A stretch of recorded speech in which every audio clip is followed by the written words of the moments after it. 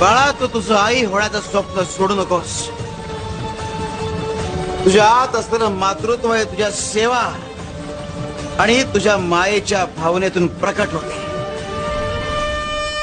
जेव्हा तू कुणाचं मन जिंकतेस, जेव्हा तू कुणावर प्रेम करतेस आणि जेव्हा तू कुणाची काळजी घेतेस, तेव्हा तू आई असते.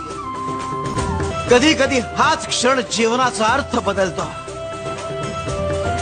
आणि ज्या गोष्टींशी आपण आस धरतो त्या गोष्टी आपल्या हृदयाच्या अंतर्गतच दडलेल्या असतात.